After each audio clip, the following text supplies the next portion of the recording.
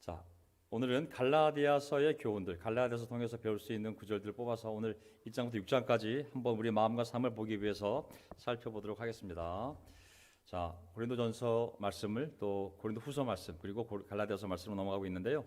유튜브에 들어가시면 거기에 설교가 한 500개 정도 올라가 있습니다. 형제됐던 설교들도 있고, 그래서 시리즈별로 성경 각 권별로 정리된 것도 올리고 있으니까 참조하시면 될 것 같습니다. 자, 갈라디아서의 교훈들. 자, 갈라디아 지방에는 많은 교회들이 있었거든요. 그 교회들한테 돌아가면서 읽으라고 보낸 편지죠. 신학적인 내용보다는 우리 삶과 마음에 도움이 될 수 있는 구절들로 한번 보도록 하겠습니다. 1장 4절. 예수 그리스도께서는 하나님 우리 아버지의 뜻을 따라 우리를 이 악한 세대에서 건져 주시려고 우리의 죄를 대속하기 위하여 자기 몸을 바치셨습니다. 하나님께 영광이 영원무궁하도록 있기를 빕니다. 아멘. 승만 형제님, 저 뒤에 앰프 좀 꺼줄 수 있겠습니까? 양쪽 다. 네. 저는 우리가 예배 시간 때 이렇게 하나님을 찬양하는, 그리고 하나님 아버지께 감사하는 구절을 먼저 읽는 것도 참 좋다는 생각이 들었습니다. 여기 보게 되면은 정말 예수 그리스도께서는 하나님 우리 아버지의 뜻을 따라 우리를 이 악한 세대에서 건져 주시려고 우리의 죄를 대속하기 위하여 자기 몸을 바치셨습니다. 항상 기억할 수 있도록 하나님께 영원 무궁하도록 있기를 영광이. 아멘. 모든 예배 시작에 참 좋은 구절이라는 생각이 들었습니다. 네, 좀 낮춰주세요. 네. 자, 우리의 신앙을 보게 되면 이제 갈라디아 교회 문제를 얘기하고 있지만 우리 신앙을 보게 되면 우리 신앙이 굉장히 쉽게 부패할 수 있음을, 변절하기 쉽다는 것을 우리가 항상 기억해야 됩니다. 자, 왜 그러냐면 6절. 여러분을 그리스도의 은혜 안으로 불러주신 분에게서 여러분이 그렇게도 빨리 떠나 다른 복음으로 넘어가는 데는 나는 놀라지 않을 수 없습니다. 사도 바울이 깜짝 놀란 건 뭐냐면 1차 전도 여행 때 세워진 교회들이거든요. 근데 3차 전도 여행 때쯤 됐을 때 이미 교회 안에 유대교주의자들이 들어와서 예수를 믿어서 구원받는 것이 아니라 할례 받고 율법 지켜야 구원받는 거야. 사람들이 설득돼가지고 사도들도 너희도 오지 마, 거짓 교사들한테 완전히 놀아나는 모습이 되었거든요. 깜짝 놀란 건 뭐냐면, 야, 그렇게 빨리 다른 복음으로 넘어갈 수 있냐고, 그렇게 빨리 예수님을 떠날 수 있냐고. 저는 제 마음을 보고 또 이 교회에서 또 세상에 있는 사람들을 보면서 배운 것 한 가지는 뭐냐면, 세상에서 제일 부패하기 쉬운 것이 우유나 생선이 아니라 사람의 마음이라는 것입니다. 예레미야서에도 보면은 세상에서 가장 부패하기 쉬운 것이 사람의 마음이라고 그랬거든요. 그래서 우리는 자기 자신을 믿으면 절대 안 됩니다. 믿음의 대상은 하나님 그리고 하나님 말씀인 거거든요. 항상 거기에 우리의 마음을 맞춰가야 됩니다. 사도 바울은 깜짝 놀랐습니다. 내가 너희 교회를 세운 것이 엊그제 같은데 어떻게 그렇게 빨리 거짓 교사의 말을 따라서 나도 거부하고 예수 그리스도의 복음을 떠나갔냐고. 우리가 항상 정신을 차려야 됩니다. 아멘. 그 다음에 10절을 보게 되면 이제 사도 바울이 자기의 사도권을 이제 보호하기 시작하는데, 왜냐하면 그 권위가 있어야 그들을 설득할 수 있으니까 그 권위를 내세우기 위해서가 아니라 그들을 올바로 가르치기 위해서 자기의 사도권을 보호하기 위한 배경을 설명해 주는데, 10절 보세요. 내가 지금 사람들의 마음을 기쁘게 하려 하고 있습니까? 아니면 하나님의 마음을 기쁘게 해드리려 하고 있습니까? 아니면 사람의 환심을 사려고 하고 있습니까? 내가 아직도 사람의 환심을 사려고 하고 있다면 나는 그리스도의 종이 아닙니다. 사도 바울의 초점은 분명하잖아요. 하나님을 기쁘게. 주파수를 여기 항상 맞추는 것이 우리 제자 삶의 훈련이라는 생각이 듭니다. 나의 스타일, 우리 교회의 스타일이 아니라, 우리 교회가, 우리 운동이 내가 원하는 스타일이 아니라 하나님이 기뻐하실 모습에 초점을 맞추는 것이죠. 국제 그리스도의 교회, 또 우리 한국에 있는 그리스도의 교회들 연합도 각 교회 인도자들의 스타일, 각 교회 회중들이 원하는 교회가 아니라 하나님이 기뻐하실 교회가 무엇인가를 우리가 함께 기도하고 그리고 그 모습을 그렸으면 좋겠습니다. 아멘. 그래야만 우리가 진짜 하나님이 기뻐하는 교회의 모습을 그려갈 수가 있습니다. 각 교회가, 각 교회 인도자들이 자기 아젠다를 다 내려놓고 무엇이 하나님의 마음을 기쁘게 해드리는 교회의 모습인지를 우리가 함께 기도한다면 하나님 PSW 리전을 통해서 놀라운 미래의 모습으로 우리를 보여줄 거라 믿습니다. 아멘. 아멘. 그 다음에 모든 일을 위해 기도해야 할 필요성에 대해서, 자, 자, 왜 이 말씀을 전했냐면요. 왜 모든 일을 위해 기도해야 되냐면 13절 보세요. 내가 전에 유대교에 있을 적에 한 행위가 어떠하였는가를 여러분이 이미 들은 줄 압니다. 나는 하나님의 교회를 몹시 받게 하였고 아주 없애버리려고 하였습니다. 나는 내 동족 가운데서 나와 나이가 같은 또래의 많은 사람보다 유대교 신앙에 앞서 있었으며 내 조상들의 전통을 지키는 일에도 훨씬 더 열성이었습니다. 이 사람 보면 이 상태였을 때 이 사울을 보게 되면 어떤 누구도 이 사울을 전도할 생각을 못했을 것 같아요. 절대로 전도하지 말아야 할 첫 번째 사람이 이 사울 아니었겠습니까? 정말 가장 어리석은 것이 이런 사람한테 초대장을 넘겨주는 것이 아니었겠습니까? 하나님의 교회를 몹시 박해하고 아주 없애버리려고, 그리고 다른 종교에, 기독교가 아닌 다른 종교에 열심인 사람한테 초대장을 준다? 이것은 우리 마음속에 용납이 안 되는, 정말 하나님의 심판만 기다려야 될 사람 같지 않습니까? 근데 하나님께서 그를 선택하셔서 놀라운 하나님의 그릇으로 삼았음을 알 수가 있습니다. 그를 어떻게 삼았냐면은 도리어 그들은 베드로가 이건 2장이죠. 하나님께서는 이 사울을 택하셔서 이방인들에게 복음을 전하는 놀라운 그릇으로 삼지 않았습니까? 저는 이 모습을 보게 되면서 내 마음속에 저 사람은 절대 복음을 믿을 사람이 아니야. 저 사람을 위해 기도한다는 것은 정말 내 양심이 용납하는 일이 아니다 라는 사람들이 있습니다. 하지만 그것은 내 생각이고 하나님 눈에는 어떤 그릇이 하나님이 쓸 놀라운 그릇인지 우리가 알지 못한다는 겁니다. 교회를 박해하고 없애버리려고 날뛴 자, 다른 종교에 열정이 있는 자, 게임에 빠져 있는 자, 하나님의 하자도 듣기 싫어하는 자, 교회라면 경기를 일으키는 자. 하지만 자연적인 벼락을 맞으면 사람이 죽지만 성령의 벼락을 맞으면 사람이 바뀔 수 있습니다. 사람은 사람을 바꿀 수 없지만 하나님은 돌들을 통해서도 아브라함의 자손을 만들 수 있기 때문에 우리 하나님의 능력을, 하나님의 계획을 우리가 알 수 없기 때문에 제한하면 안 된다는 생각이 들었습니다. 원수를 위해 기도하라는 주님의 말씀이 새삼 떠오릅니다. 원수를 위해 기도해? 원수를 사랑하고 원수를 위해 축복해? 원수를 위해서 오히려 축복 기도를 해줘? 이것은 내 양심과 내 믿음으로는 하기 어려운 일이지만 주님께서는 내가 그 사람을 어떻게 쓸지가 모르기 때문에 그를 위해 기도해 주라고 말씀하시는 거거든요. 제가 다시 마음을 고쳐잡고 기도를 멈췄던 사람들을 위해 다시 기도하기로 했습니다. 우리는 모릅니다. 하나님의 계획을. 갈라디아서 2장 7절 도리어 그들은 베드로가 할례받은 사람에게 복음을 전하는 일을 맡은 것과 같이 내가 할례받지 않은 사람에게 복음을 전하는 일을 맡은 것을 알게 되었습니다. 나중에 이제 이 사도가 된 바울이 이제 예루살렘에 처음으로 가서 사도들을 만나지 않습니까? 그래서 그들과 이제 확인된 사실은 뭐냐면 여러분들은 유대인들에게만 복음을 전하는 자로 하나님이 세웠다면 저는 이방인들에게 복음을 전하라고 하나님이 저를 세웠다고 서로 확인하게 된 것이었죠. 무슨 말씀을 드리고 싶냐면 질서의 하나님께서 우리의 다름을 통해 각기 다른 길을 가며 하나님께 영광을 돌릴 그런 삶을 준비해 놓으신 줄 믿습니다. 아멘. 다 다른 길을 갈 수 있지만 똑같은 복음 아래에서 똑같은 믿음을 가지고 다른 일을 할 수가 있는 것이거든요. 그래서 우리가 이것을 존중하는 것을 배워야 하는 것이죠. 사도 바울이 유대인 사도들을 무시하지 않았고 또 유대인 사도들은 이방인을 위해서 저 사람이 하나님의 선택을 받은 놀라운 그릇이구나 하는 것을 인정하고 나서 서로 다른 방향의 목회 방향에 대해서 서로를 인정하고 협력했음을 알 수가 있습니다. 저는 우리의 삶에 가는 길이 다를지라도 각자 다른 길 안에서도 하나님께 영광을 돌릴 수 있도록 질서의 하나님께서 교통정리를 해 가실 줄 믿습니다. 아멘. 하지만 똑같은 복음을 믿고 똑같은 믿음을 가지고 똑같은 삶의 목적 하나님의 영광을 위해서 우리가 조화롭게 살아가게 될 줄 믿습니다. 아멘. 14절 나는 그들이 복음의 진리를 따라 똑바로 걷지 않는 것을 보고 모든 사람에게 개바에게 이렇게 말하였습니다. 베드로 사도를 얘기하는 겁니다.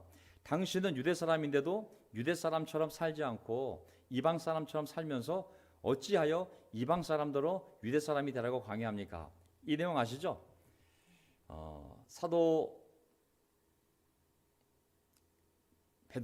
베드로 사도가 이방인 교회에 와서 세워진 교회 안에서 이방인들과 함께 식사하며 교제를 할 때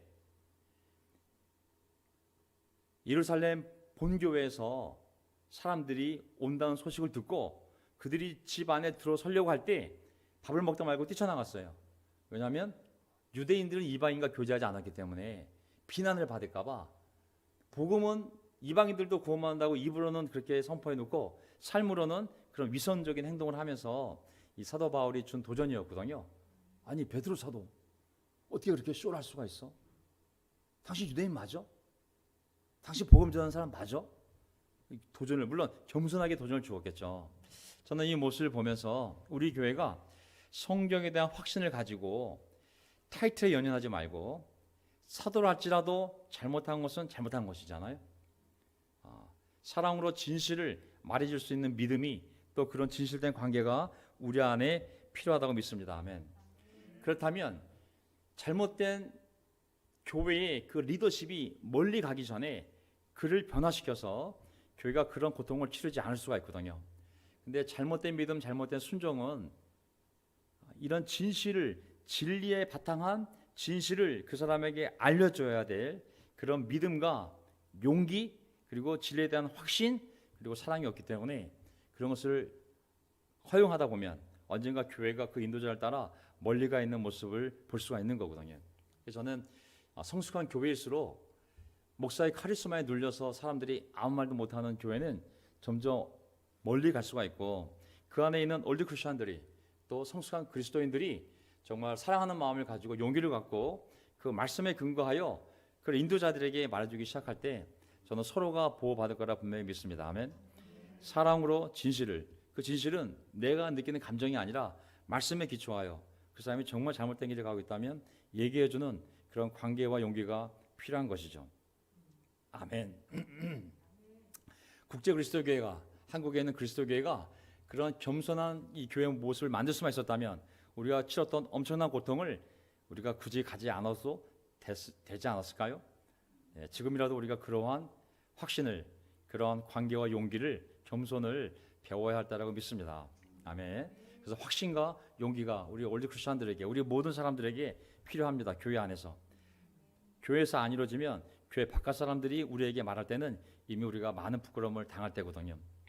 15절, 우리는 본디 유대 사람이요 이방인 출신의 죄인이 아닙니다. 그러나 사람이 율법을 행하는 행위로 의롭게 되는 것이 아니라 예수 그리스도를 믿는 믿음으로 의롭게 되는 것임을 우리도 그리스도 예수를 그리스도를 알고 우리도 그리스도 예수를 믿은 것입니다. 이게 갈라디아서의 핵심이거든요. 갈라디아 교회들이, 거짓 교사들이 들어가서 예루살렘 유대인들이 그곳에 가서 뭐라고 그랬냐면, 아니죠, 갈라디아 지역에 있던 많은 유대인들이 굉장히 강성이었거든요. 그래서 1차 전도 여행 때 핍박을 사도 바울이 엄청 받았어요. 유대인들이 그냥 목숨 걸고 사도 바울 죽이겠다고 쫓아나겠다고 쫓아다녀가지고 가는 도시마다 이 사도 바울이 고생을 했거든요. 그러니까 교회가 세워졌지만 거기에 쑥 그들이 들어와서 무슨 예수 믿고 구원받냐고, 무조건 너희들이 유대인이 된 다음에 예수를 믿어야 된다고, 먼저 할례를 무조건 받고 율법을 지키고 그리고 나서 예수를 믿어야 구원받는 거지, 어떻게 감히 너희들이 이방인들이 율법도 모르는 상태에 할례도 안 받고 무슨 예수 믿고 구원받는 거냐고 말도 안 된다 그러면서 막 설득을 하니까 거기 있는 영 크리스천들이 다 넘어가게 된 것이죠. 그러면서 사도 바울이 문제가 있었구나, 그 사람이 가짜구나, 그 사람이 잘못 가르친 거구나, 그러면서 다 할례 받고 이제 율법을 지키려고 하니까 이 강한 도전을 주게 된 거거든요. 무슨 말이냐면 그들은 어떤 걸 강조했냐면, 자, 율법의 행위와 믿음이라는 것을 대조시킬 때는 우리가 조심해야 됩니다. 자, 행위와 믿음에 대한 대조가 아니라 유대인들은 예수 모시기 전에 613정으로 되어 있는 모세오경에 있는 율법 플러스 장로들이 인간적으로 만든 구전을 전해준 전통, 이거를 100% 지켜야지만 구원을 받을 수 있다고 가르쳤거든요. 그러니까 그들은 하루 종일 613개 플러스 했나 안 했나 그릇, 옷, 먹는 거 계속 이 형식만 따지고 앉아 있었던 거잖아요. 근데 예수님이 오셔서 그것은 옛 시대고 이제 새 시대가 되었다. 이제 하나님이 새로운 언약을 맺었는데 바로 하나님의 아들을 통해 그 믿음을 통하여 구원받는 것을 알려주었습니다. 율법의 행위가 아니라 예수 그리스도를 믿는 믿음으로 구원을 받는다는 것이거든요.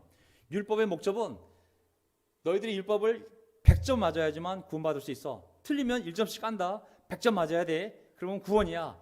그걸 알려주려고 준 것이 아니라 너희들이 죄가 뭔지를 알려주기 위해서, 그리고 우리 힘으로는 도저히 의로움에 이를 수 없는 거구나, 그 한계를 알려주기 위해서 율법을 준 것이지, 율법을 100% 지켜 구원받으라고 준 것이 아니라는 것을 알려주는 것이거든요. 이게 바로 가장 핵심 구절입니다. 사람이 행위로 구원받는 것이 아니라 예수 그리스도를 믿는 믿음으로 우리가 의롭게 된다. 그 믿음은 무엇에 대한 믿음? 예수 그리스도에 대한 믿음. 아멘. 자, 마틴 루터가 갈라디아서를 읽으면서 카톨릭 교회가 엄청난 율법이 많거든요. 그 수도사였으니까 얼마나 할 규율이 많았겠어요. 새벽부터 밤늦게까지 마틴 루터가 수도원에서 그냥 철저하게 의로워지기 위해서 고행해도 뭔가 마음속에 있는 두려움이 항상 없어지지 않았거든요. 이렇게까지 내가 최선을 다해 하나님을 섬기는데, 이렇게까지 내가 내 마음을 성찰하는데 왜 나 항상 이렇게 두렵지? 갈라디아서 읽다가 율법을 행하는 행위로 의롭게 되는 것이 아니라 예수 그리스도를 믿는 믿음으로 의롭게 되는 것이구나. 카톨릭의 전통들이 이게 율법적인 것들이구나. 이걸로는 구원받을 수 없어. 카톨릭의 교리 전통으로 구원받는 것이 아니구나. 오직 예수를 믿는 믿음만으로 구원받는 것이구나. 눈이 뻥 뚫리게 된 거거든요. 그래서 이신칭의, 믿음을 통해 의롭다고 칭함을 받는 것, 이신득의, 믿음을 통해 의를 득하는 것, 이 교리가 바로 이 갈라디아서의 가장 핵심적인 가르침입니다. 아멘. 아는 교리지만 다시 한번 확인하고 넘어갔습니다. 그러면서 20절에 나는 그리스도와 함께 십자가에 못 박혔습니다. 그 믿음의 핵심 내용입니다. 이제 내가 구원받은 믿음의 핵심 내용. 이제 살고 있는 것은 내가 아닙니다. 그리스도께서 내 안에서 살고 계십니다. 내가 지금 육신 안에서 살고 있는 삶은, 이 육신을 통해 지금 내가 먹고 마시고 직장다니며 살고 있는 삶은 나를 사랑하셔서 나를 위하여 자기 몸을 내어주신 하나님의 아들을 믿는 믿음 안에서 살아가는 것입니다. 이게 내가 구원받았을 때 나를 구원을 가능하게 해준 믿음이고, 율법의 행위가 아니라 예수 그리스도를 믿는 믿음으로 구원받는다고 했을 때 그 믿음의 내용이 이 내용을 얘기하는 겁니다. 구원받을 때도 이 믿음이 필요하고, 구원받은 삶을 살아가는 믿음도 똑같은 이 믿음이 한다는 것을 말하는 것입니다. 아멘. 그래서 믿음을 철학적인 믿음 또는 코칭, 처세론적인 믿음으로 가면 안 됩니다. 그건 뭐냐면 입으로 1000번 얘기하면 이루어진다. 너 믿어야 돼. 그리고 사람은 긍정적이 돼야 돼. 긍정적인 믿음을 가져가게 되면 네 삶이 긍정적이 된다. 그런 처세론적인 믿음이 아니라 예수 그리스도를 믿는 믿음을 얘기하는 것입니다. 아멘. 하나님의 아들이 나를 위해서 십자가에서 죽으셨다는 그 믿음, 그리고 그분이 부활하셨다는 믿음, 그리고 나는 그분이 나를 사랑하는 그분이 내 안에 살고 있기 때문에 나는 그분을 위해서, 그분을 믿는 믿음 안에서 살아간다는 믿음, 이 믿음이 구원받을 때의 믿음이요, 구원받은 사람이 날마다 살아갈 때 가져야 할 믿음이라고 얘기하는 줄 믿습니다. 아멘. 근데 만약에 어떤 사람이 나는 하나님의 은혜를 헛되게 하지 않습니다, 의롭다고 하여 주시는 것이 율법으로 되는 것이 아니라면 그리스도께서는 헛되이 죽으신 것이 됩니다. 의롭다고 하여 주시는 것이 율법으로 되는 것이라면 그리스도께서는 헛되이 죽으신 것이 됩니다. 나는 하나님의 은혜를 헛되게 하지 않습니다. 무슨 말이냐면 우리가 믿음 안에서 살아가지 않으면 하나님의 은혜가 헛되다는 거거든요. 우리가 믿음 안에 살아가지 않으면 하나님의 은혜가 헛되다는 것입니다. 앞에 얘기했던 이 믿음 안으로, 이 믿음을 가지고 살아가지 않는다면 나는 그리스도와 함께 십자가에 못 박혔습니다. 이제 살고 있는 것은 내가 아닙니다. 그리스도께서 내 안에서 살고 계십니다. 내가 지금 육신 안에 살고 있는 삶은 나를 사랑하셔서 나를 위하여 자기 몸을 내어주신 하나님의 아들을 믿는 믿음, 이 믿음이 없다면 하나님의 은혜를 헛되게 하는 거거든요. 그래서 우리가 이 믿음을 날마다 마음속으로 잘 지켜가야 될 것 같습니다. 아멘. 또 모든 것이 영적인 기회다. 이게 무슨 말일까요? 모든 것이 영적인 기회다. 갈라디아서 4장 13절. 그리고 여러분이 아시는 바와 같이 내가 여러분에게 처음으로 복음을 전하게 된 것은 내 육체가 병든 것이 그 계기가 되었습니다. 아멘. 야, 병든 것이 계기가 되어가지고 복음을 전했는데 거기서 교회가 세워졌어요. 아멘. 야, 저는 보통적인 육적인 사람이라면, 자연인이라면 병이 들면 하나님을, 신을 원망하고 부모를 원망하고 자기 인생을 원망하고 자기 운명을 원망하고 아주 무익한 시간과 상처로 시간을 보낼 수 있거든요. 근데 이 사도 바울은 그 병이 오히려 하나님의 교회를, 너희 교회를 세우는 계기가 되었다고 하지 않습니까? 물론 하나님이 그 교회를 세우려고 일부러 사도 바울을 병 걸리게 한 건 아니죠. 하지만 사도 바울의 믿음은 그럼 내 삶에 벌어지는 부정적인 일조차도 하나님은 놀랍게 선하게 이용할 수 있다는 것이죠. 아멘. 저는 어떤 경우도 우리가 이런 믿음을 가져야 할 것 같습니다. 내 삶에 어려운 일이 닥쳤을 때, 또 힘든 일이 생겼을 때, 때로는 억울한 일이 생겨도 맞아, 하나님은 이 시간을 통해서도, 또 이 시간 내가 인내하는 내 믿음을 통해서도 놀라운 일을 내 삶에 일으킬 수 있는 분이지. 그 믿음을 가지고 어려운 시간을 견뎌낸다면 그 인내 속에서 하나의 교회가 세워질 수 있는 것이죠.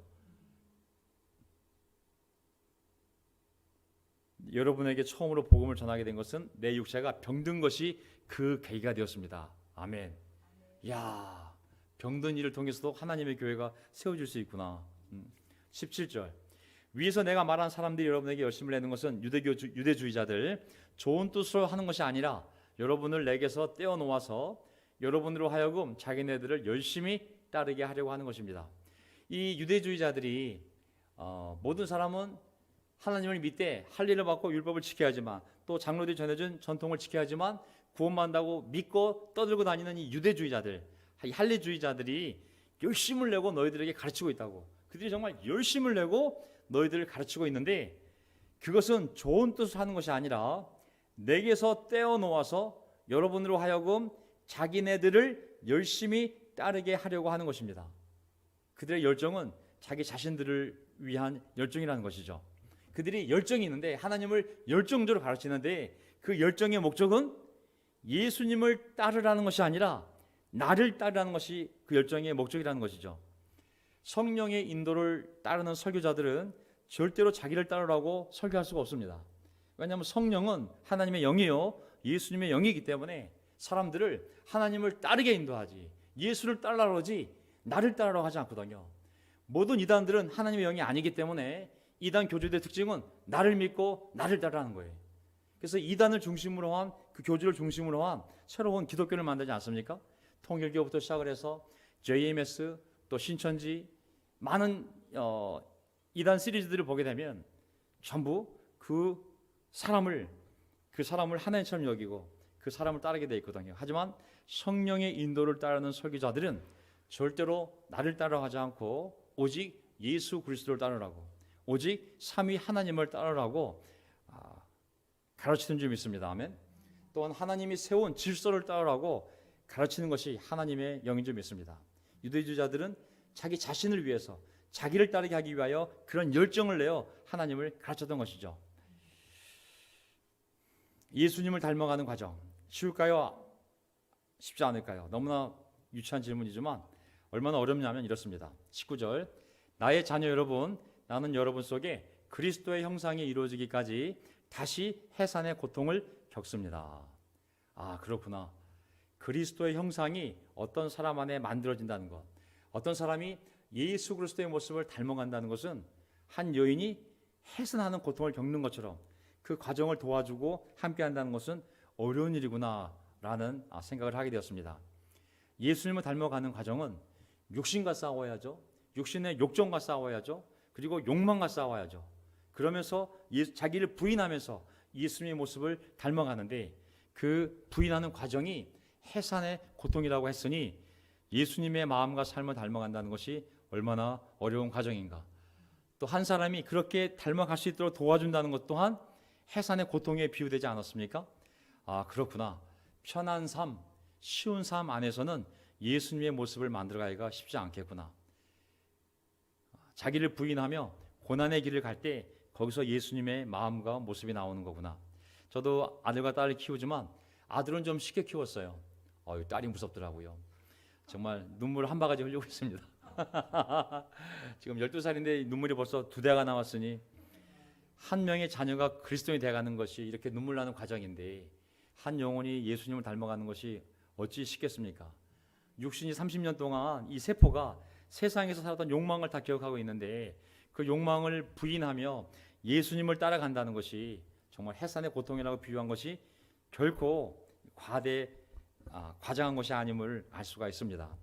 어려운 걸 피하지 맙시다. 아멘. 쉬운 길을 가면 절대 그리스도 형상이 만들어지지 않습니다. 어려운 길을 갈 때, 자기를 부인하며 어려운 길을 갈 때 조금씩 예수님의 모습이 만들어진다는 생각이 들었습니다. 갈라디아서 5장 9절, 적은 누룩이 반죽 전체를 부풀게 합니다. 나는 여러분이 다른 생각을 조금도 품지 않으리라는 것을 주님 안에서 확신합니다. 그러나 여러분을 교란시키는 사람은 누구든지 심판을 받을 것입니다. 이제 사도 바울이 교회를 세워놓고 돌아다녔기 때문에 그 교회는 이미 기존에 있던 유대주의자들이 들어와서 교회 안에 새로운 가르침을 피면서 사도 바울을 믿지 말라고 그랬고, 그리고 사도 바울의 가르침도 거짓된 가르침이라고, 예수를 믿어서 구원받는 것이 아니라 할례 받고 그리고 율법을 다 지켜야지만 구원받는 걸 가르쳤기 때문에 엄청난 혼란이 그 교회 안에 일어났습니다. 이 교란시키다라는 단어는 혼란시키다, 어지럽히다 그런 뜻이거든요. 근데 항상 교회를 어지럽힌 사람은 많지가 않아요. 적은 누룩이 반죽 전체를 부풀게 하는 것처럼 정말 작은 물에서 시작된 한 사람, 아주 몇 사람의 그런 가르침들이 교회에 퍼지면서 그것에 따르는 사람들이 생기면서 이렇게 전체의 반죽을 부풀게 할 수가 있습니다. 여기 보면 여러분을 교란시키는 사람은 누구든지 심판을 받을 것입니다. 여러분이란 것은 하나님의 성전이요, 교회요, 예수님의 몸이잖아요. 그 몸을 무너뜨리는 자는 하나님이 그 사람을 무너뜨린다고 그랬거든요. 고린도서 3장 6장에 나오는 말씀이 누구든지 하나님의 성전을 무너뜨리면 하나님은 그 사람을 무너뜨린다고 그랬거든요. 물론 이것은 중요한 교리적인 것을 얘기하겠죠. 아까 말씀드렸다시피 중요한 구원 교리를 그렇게 흔들었을 때 그것은 정말 심각한 교회의 정체성을 흔드는 거기 때문에 하나님도 그를 반드시 심판할 거라고 강력하게 얘기한 것이죠. 어쨌든 하나님의 성전을 교란시키는 것, 혼란시키는 것, 사람들이 구원의 길에서 벗어나게 만드는 것은 굉장히 무서운 죄가 됨을 성경은 얘기하고 있는 것이죠. 정말 무서운 일이죠. 예. 그다음에 그리스도인의 자유선언서 갈라디아서를 보면 여러 주석서를 보게 되면 사람들이 공통적으로 인용하는 것이 뭐냐면 갈라디아서는 그리스도인들의 자유선언서이다, 기독교의 자유선언서다라고 말합니다. 갈라디아서가 이게 무슨 말일까요? 자, 한번 보겠습니다. 아이고 죄송합니다. 제가 잘못 눌렀습니다. 아멘. 이걸 눌러야 되는데. 자, 형제자매 여러분 13절, 하나님께서는 여러분을 부르셔서 자유를 누리게 하셨습니다. 그러나 여러분은 그 자유를 육체의 욕망을 만족시키는 구실로 삼지 말고 사랑으로 서로 섬기십시오. 아멘. 이게 무슨 말이냐면 지금까지 유대인들은 삶의 중심이 유대교였어요. 자, 유대교는 뭐냐면 아침부터 저녁 늦게까지 하나님의 율법을 생각해야 되는 거야. 먹으면서도 이게 부정한 것이 안 부정한 것이, 부정한 거 아니지. 옷을 입을 때도 야, 빨리 입었나 안 빨리 입었나, 집에 들어가도 손 씻었나 안 씻었나, 밖으로 먹을 때도 이거 씻은 거 안 씻은 거야. 전부 다 이게 정한지 부정한지, 거룩한 건지 거룩하지 않은 건지를 항상 염두에 두는 거예요. 만약 실수했다면 아이고 제사장한테 가서 이거 내가 또 고백하고 이것도 짐승 바쳐가지고 또 이거 부정함을 제거해야지. 그들의 모든 행위에 하나님의 정함과 부정함을 걸어놔가지고 모든 일상을 통해서 하나님을 의식하지 않을 수가 없는 거예요. 근데 어느 날 사도 바울이 나타나가지고 여러분 율법은 안 지켜도 됩니다. 그거는 예수님 오시기 전이고요, 그걸 지켜서 구원받는 게 아니라 예수님을 믿으면 구원받는 거예요. 할례 안 받으셔도 돼요, 안식일 안 지켜도 돼요, 음식법 안 따라도 돼요, 정결법 안 따라도 돼요, 예수님만 믿으면 돼요. 사람들이 그래? 예수만 믿으면 돼? 이제 아무것도 안 해도 되네? 예수만 믿으면 되네? 야, 자유다. 맞는 말이죠. 어떤 부분에서는 그 율법의 구속으로부터, 통제로부터, 잘못된 구속으로부터 자유롭게 만들어준 것이죠. 그러나 하나님께서는 여러분을 부르셨는데 물론 자유를 누리게 하셨죠. 하지만 그 자유는 육체의 욕망을 만족시키는 구실로 삼지 말고 사랑으로 서로 섬기는데, 율법은 사라졌지만 이제 사랑법이 우리에게 주어진 새로운 법인 줄 믿습니다. 아멘. 그래서 이게 기독교의 자유대원장이라고 갈라디아서가 불리는 이유거든요. 그 지긋지긋한 율법으로부터 벗어났지만 그것이 방종을 의미하는 것이 아니라 그 자유로움을 가지고 서로 섬기는데, 서로 사랑하는데 섬기라는 것입니다. 만약에 그 자유로움을 가지고 여기로 가지 않으면 100% 도덕적인 타락, 방종을 할 것이고 결국은 죄로 가는 것에 불과한 거거든요. 결국 예수 믿어서 어떻게 돼요? 사람들이 더 죄를 많이 짓는 거예요. 하나님의 은혜가 넘치는 곳에 죄가 넘쳐나는 것이죠. 기독교를 잘못 알면 이렇게 됩니다. 과거의 전통으로부터 벗어난지 모르지만 또 그들의 삶을 인도해 주는 어떤 주체가 없으면 그 자유로운 시간을 뭘 할 줄을 몰라서 다시 방종으로 갈 수밖에 없는 것이 인간 육체의 한계거든요. 그래서 14절 보면 모든 율법은 너의 이웃을 너의 몸과 같이 사랑하여라 하신 한마디 말씀 속에 다 들어있습니다. 무슨 말이냐면 613가지 율법, 장로들이 만들어 놓은 엄청난 그런 펜스들, 울타리들을 압축해보면 그 정신이 뭐냐면, 율법의 정신은 뭐냐면 너의 이웃을 너의 몸같이 사랑하는 거라고. 그러니 율법 조문에 얽매이지 말고 율법의 정신에 매이라고. 그 사랑을 실천하며 사는 것이 이제 너에게 주어진 자유의 목적이다 라고 말씀하는 줄 믿습니다. 아멘. 예. 이제 율법을 따라 사는 삶이 아니라 이제 성령을 따라 사는 삶을 살아야 되는데, 그 성령을 따라 살다 보면 성령님이 이제 하나님이 정해놓은 율법의 정신대로 우리를 살게 해주는데, 율법의 정신이 뭐냐면 서로를 섬길 수 있도록, 사랑할 수 있도록 성령님이 이제 새로운 마음의 법을 만들어줄 거라고. 그 너에게 주어진 자유를 가지고 그 길로 가지 않으면 많은 문제가 생깁니다. 우리 제자들도 교회가 좀 자유로워졌어. 옛날처럼 뭐 구속하지 않아. 맨날 전화하고 전도하고 방문하고 성경 공부하고 금요일날 방문지 알려주고 그냥 뭐 일요일날 예배 끝나면 또 밥부터 있는 제 미팅하고 밤에는 교회 안 나온 사람 찾아가야 되고 정신이 하나도 없어. 올해부터 일요일 밤까지 이거 뭐 전교회가 목사처럼 살는데, 그러다가 이제 없었어요. 야, 자유다. 이제 성숙한 그리스도인으로서 여러분 스스로 알아서 해야 됩니다. 여러분들은 성숙한 그리스도인이기 때문에 스스로 알아서 큐티하시고, 알아서 기도하시고, 알아서 정말 죄랑 싸우시고. 근데 그런 성숙함, 성령의 인도를 따라 살려는 그런 마음을 갖지 못하면 그 자유로운 시간을 통해 육신의 욕망을 따라갈 수밖에 없거든요. 그래서 그것을 계속 강조하는 거예요. 성령의 인도를 따라 살아야 된다고. 그런데 여러분이 서로 물어뜯고 잡아먹고 하면 피차 멸망하고 말 터이니 조심하십시오. 조심합시다 하면, 교회가 서로 물고 떨어지면 서로 물어뜯고 잡아먹고 하면 피차 멸망하고 말 터이니 조심하십시오. 제가 20년 전에 2022년도인가요? 한번 한국 교회가 이제 헨리 클레 편지 때문에 어려워졌을 때, 많은 이제 문제들이 생겼을 때, 헨리 클레 편지 때문이 아니라 우리 과거의 어떤 잘못된 부분 때문에 그런 문제들이 제기되었을 때 전인들 안에서도 서로 많은 논쟁이 있었어요. 그때 외국에서 한 목사님이 설교하면서 이 구절 읽어줬어요. 여러분, 서로 물어뜯고 잡아먹고 하면 피차 멸망할 테니 경고하지만 싸우지 말라고. 근데 지금도 같은 구절이 우리에게 해당이 될 수 있습니다. 여러분에게는 아니지만. 그래서 우리가 어떤 이유에서도 이 안에서 서로 물어뜯고 잡아먹고 할 이유가 하나도 없습니다. 하나님께 맡기면 됩니다. 아멘. 하나님이 심판할 거는 심판할 거고 구원할 건 구원하지 않겠습니까? 우리가 심판자가 되어서 서로 하려고 그러면 한계가 올 수가 있습니다. 우리는 질서에 따라 문제를 노출하고, 그리고 그것을 권위 있게 해결해 줄 수 있는 소속한 자들에게 맡기고 우리가 각자의 자리에 서 있으면 나머지 일은 하나님이 하실 거라 믿습니다. 아멘.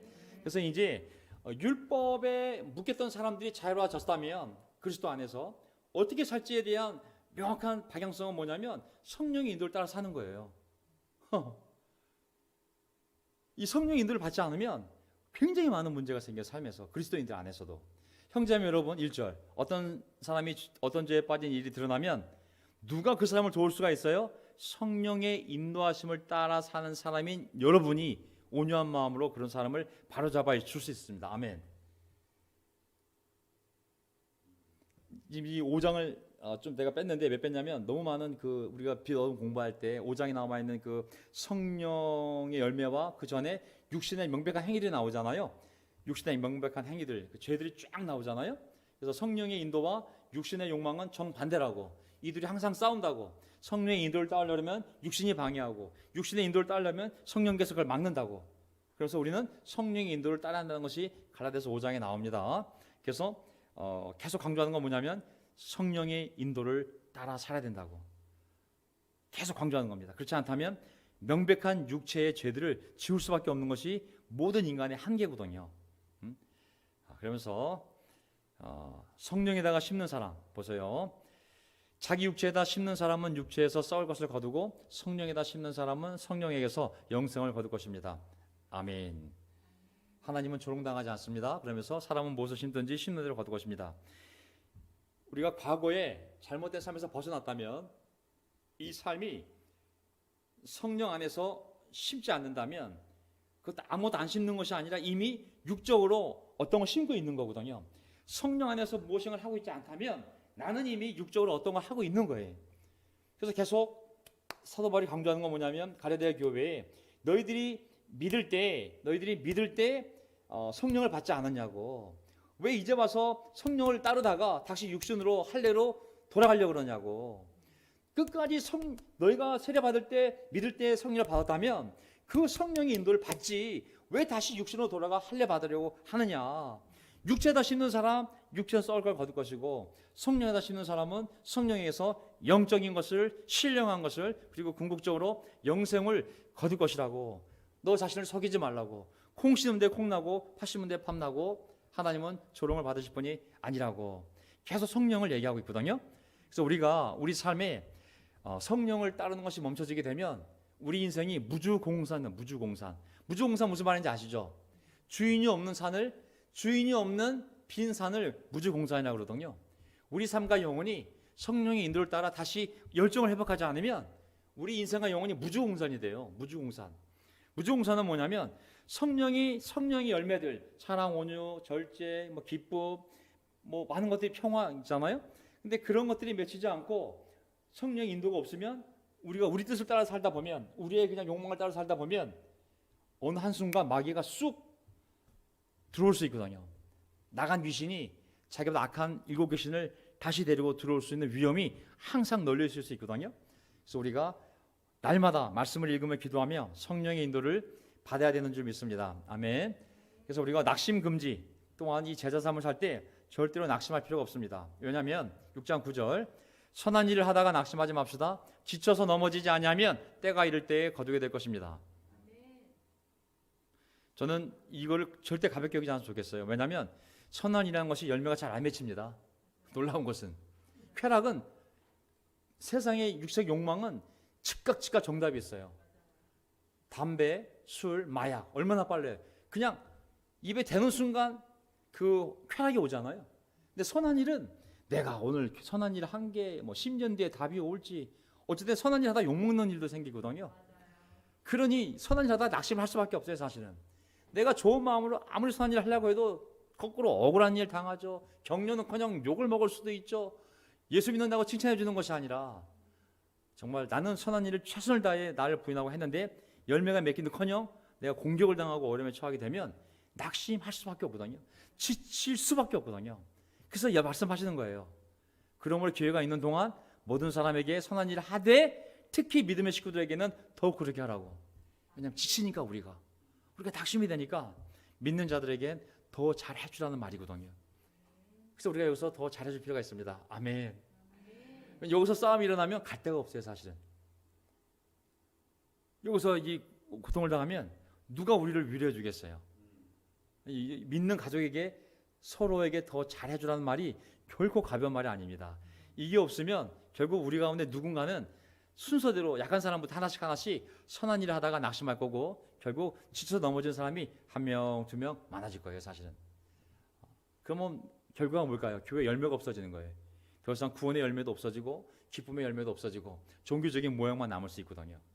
그래서 우리가 서로 격려하며 계속 이 길을 가야 될 줄 믿습니다. 아멘. 결론이 뭐냐? 새롭게 창조된 사람이에요. 사도 바울이 뭘 얘기하고 싶냐면 결론적으로 보면 새롭게 창조된 사람. 14절. 그런데 내게는 우리 주 예수 그리스도의 십자가 밖에는 자랑할 것이 아무것도 없습니다. 그리스도를 말미암아 내 쪽에서 보면 세상이 죽었고 세상 쪽에서 보면 내가 죽었습니다. 할례를 받거나 안 받는 것이 중요한 것이 아니라 이 구절 해보세요. 새롭게 창조되는 것이 중요합니다. 아멘. 하나님의 영이 사람을 새롭게 창조하는 영이잖아요. 율법을 백날 지킨다 그래서 형식을 지킨다고 사람이 새롭게 창조될 수가 없거든요. 사실은 율법을 지키면 지킬수록 그 영혼이 지치게 돼 있어요. 하지만 성령의 인도를 받으면 그 영혼이 완전히 새롭게 되어서 새로운 피조물이 되어서 완전히 새로운 삶의 방식, 서로를 섬기는, 사랑하는 삶이 되거든요. 사람이 새롭게 창조된 방법 하나밖에 없습니다. 그것은 돌을 닦거나 카운셀링 하거나 이거 한다고 필라테스가 되는 것이 아니라 하나님의 영에 의해서 완전히 거듭나야 돼요. 그때만이 새로운 사람이 될 수 있고, 그 새 사람 안에 하나님의 영이 들어와서 그 사람을 서로 섬기며 사랑하는 길로 우리를 인도해 가는 거거든요. 저는 이 15절 정말 중요한 것은 새롭게 창조되는 것이라고. 저는 올해 PSW 리전이 마지막 보낸 편지에서 한 달, 두 달 안에 이미 한국교회를 도와줄 안이 결정되어 있다고 얘기했어요. 이미 자문단이 수십 명의 사람들이 모여서 한국교회에 대한 상황을 분석했고, 들었고 받고, 이제는 그들의 말씀에 대한 확신, 그리고 우리가 그들이 보고든 데이터를 가지고 한국교회가 이렇게 갔으면 제일 좋겠다는 그 방향성을 이미 몇 가지를 결정했다고 그 편지에 나와 있어요. 최종 리더십, PSW 10,000명을 넘는 그 멤버십을 대표하는 장로, 교사, 목사들이 많은 사람의 충고를 들어서 그 결정된 세 가지, 네 가지 아닌지 모르겠지만 그 중에서 어떤 것이 가장 좋을지를 기도하며 결정하려고 그런다고 보냈거든요. 잠시만 기다리라고. 이거는 정말 중요한 일이고 어려운 일이기 때문에 그들도 기도하며 만날 때마다 몇 시간씩 수십 명이 모여서 논의하고 있다고. 우리도 기도하고 있으니 여러분도 이 어려운 과정에 인내심이 필요하니 믿음을 잃지 말고 인내하며 기다리시라고. 그리고 우리를 위해 기도해달라고. 하나님의 영의 인도를 받아서 정말 지혜로운 하나님의 결정을 잘 내릴 수 있도록 우리를 위해 기도해달라고 그러거든요. 그래서 우리가 그런 마음을 가지고 15절 하나님, 그들을 통해 우리 각자의 마음이, 이 교회가 새로운 마음, 새로운 각오가 창조되기를 바랍니다. 목사들은 그 미국 교회에 갔을 때 우리가 한 얘기가 있어요. 거기 간 목사들은 우리가 사임해도 좋으니 만약에 교회가 연합되는데 우리 4명 다 사임할 각오가 돼 있으니 여러분들이 보시기에 한국교회가 연합할 수 있는 방법으로 한국교회를 도와달라고. 그거를 한 번 얘기한 것이 아니라 2번 얘기한 것이 아니라 3번, 4번 얘기했어요. 그들도 기억하고 있어요. 아, 얘네들이 와서 쟤 나쁜 사람들이에요, 우리만 오라요, 그걸 얘기한 것이 아니라 한국교회 이런 문제들이 있는데 우리가 해결할 수가 없다. 형제자매들은 연합을 너무 원하고 있고 그 연합을 위해서 목사들이 했지만 되지 않는다. 이제 PSW 리전, 우리가 속한 리전이니 여러분들 안에 장로, 교사, 목사들 우리가 이 문제를 오픈시키니 여러분들이 이걸 듣고 정말 지혜를 모아서 한국교회 형제자매들을 잘 인도하여 교회가 연합되게 해주기를 간절히 바랍니다. 만약에 그 과정에 우리 목사 4명이 사임할 필요가 있다면 우리는 사임할 각오가 돼 있으니 우리 생각하지 마시고 가장 좋은 방법을 여러분들이 찾아서 우리를 도와주기 바란다. 그것을 가서 얘기한 것이거든요. 어떤 일이 벌어지든지 간에 저는 한국교회가 새롭게 창조되는 그러한 놀라운 변화를 받기를 간절히 바랍니다. 우리가 그런 마음을 갖고 준비하기를 바라면서 제가 설교를 마치겠습니다. 아멘. 제가 마지막 기도하고 그리고 마지막 찬송 부르고 마치겠습니다. 하나님 아버지, 오늘 갈라디아서 말씀을 통해 또 우리의 마음과 삶을 뒤돌아보았습니다. 감히 사도 바울의 결심과 그 마음을 어떻게 제가 흉내낼 수 있겠습니까? 항상 죽음을 걸고 복음을 전한 그 사도의 영성과 저희들의 영성이, 또 저의 영성이 얼마나 차이가 나겠습니까? 하지만 그럼에도 불구하고 사도 바울의 이 고백은 우리의 가슴을 떨리게 만들고 그리고 우리의 가슴을 부끄럽게 만들고 특히 저의 마음을 아주 부끄럽게 만듭니다. 하나님 아버지, 저희의 마음이 갈라디아서 1장에 나와 있는 것처럼 세상에 어떤 것보다 부패하기 쉬운 것이 사람 마음이라는 예레미야서의 말씀처럼 정말 저희가 하나님에 대한 사랑에서 벗어나기에 참 좋은 사람들입니다. 세상이 좋아질수록 하나님을 떠나가기에 딱 좋은 환경입니다.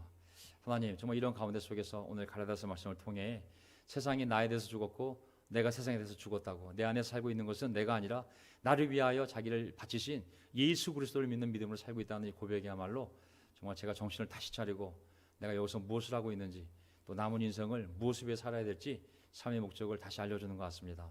하나님 아버지, 성령의 인도를 따르고 싶습니다. 성령님, 저희를 인도해 주십시오.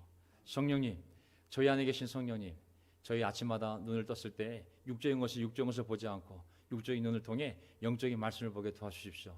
성령님, 이 육신이 갈망하는 것을 따라가지 않게 도와주시고, 성령님께서 우리에게 원하시는 것들을 기도하며 육신을 쳐서 그 인도에 순종할 수 있도록 저희를 도와주시길 간절히 바랍니다. 예수님, 도와주십시오. 저희가 당신의 제자가 되기 위해서 각자가 굳은 결심을 하고 예수님의 부활을 믿고 여기까지 왔습니다. 부활하신 예수님이 하늘에 계신 것이 아니라 우리 안에 계시다고 말씀하셨습니다. 예수님, 저희를 인도해 주시고 당신의 몸인 이 교회를 인도해 주십시오. 이제 무엇을 하는 것이 중요한지가 아니라 새롭게 창조된 것이 가장 중요하다는 사도 바울의 말씀처럼, 주님, 저희가 이제 누구의 도움을 받든지 간에 완전히 새로운 교회로 창조될 수 있도록 하나님 모든 사람들을 겸손하게 만들어 주시고, 오직 하나님의 말씀에 따라 지혜로운 자들이 기도하는 가운데 내린 가이드라인이 되었던, 권면이 되었던, 결정이 있던 우리가 잘 받아들여서 다시 한국교회 안에 올바른 성경적인 질서를 세우고 그 질서 안에서 다시 연합의 그 기초를 쌓고, 그리고 예수 그리스도 위에 한 칸 한 칸 주님의 아름다운 집을 지어갈 수 있는 공동체가 되기를 간절히 바랍니다. 어떤 희생의 대가를 치르더라도 기꺼이 목사들부터 그 길을 갈 수 있도록 저희를 준비시켜 주시고, 온 회중이 함께 간다면 다음 세대에게 반드시 놀라운 교회를 물려줄 수 있도록 하나님이 저희 가운데 역사하십시오 믿사오며 우리의 주님이신 예수 그리스도의 이름으로 기도합나이다. 아멘.